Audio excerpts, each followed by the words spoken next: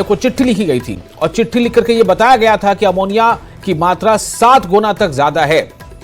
अब ऐसे में चुनाव आयोग ने जब अरविंद केजरीवाल से जवाब मांगा कि फैक्ट्स के आधार पर यानी तथ्यों के आधार पर इसका जवाब दिया जाए, तो अपने जवाब में उन्होंने कहा कि तथ्यों के आधार पर यह बयान दिया। क्या दिया कि उन्होंने कानून या आचार संहिता का उल्लंघन नहीं किया है।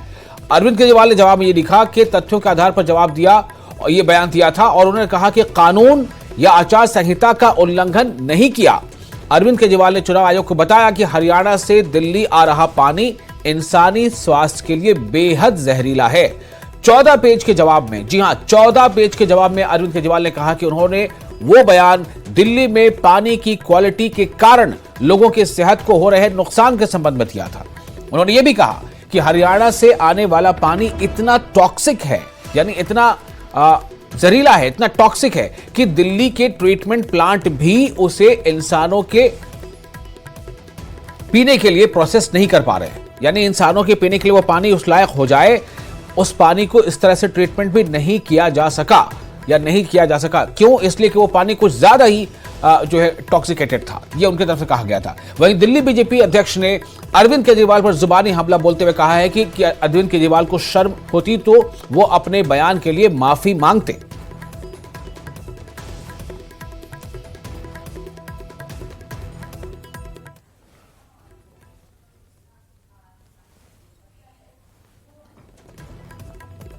आज चुनाव आयोग में दिए गए नोटिस का जवाब सबमिट करते हुए ये कहा है कि अपने उस दावे को उन्होंने जस्टिफाई करने की कोशिश की कि हाँ हरियाणा जहरीला पानी दे रहा था।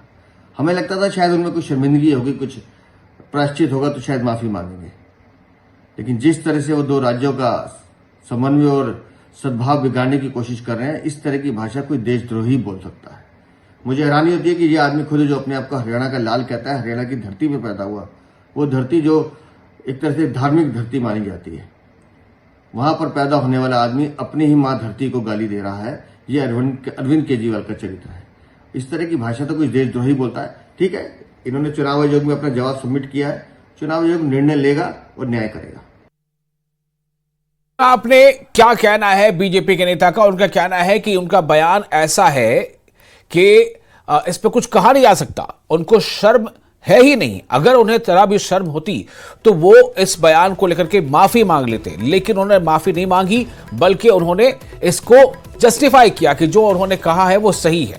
तो उनका कहना है कि ये दरअसल एक गलत परंपरा की शुरुआत कर रहे हैं, दो राज्यों के बीच में जो एक समन्वय है उसको बिगाड़ने की कोशिश कर रहे हैं। तो ये अब इसके बाद की बातें हैं, जब जवाब देने तक की कल हमने आपको बताया था किस तरह से यहां पर अब उनके खिलाफ जो है मामला बढ़ता जा रहा है।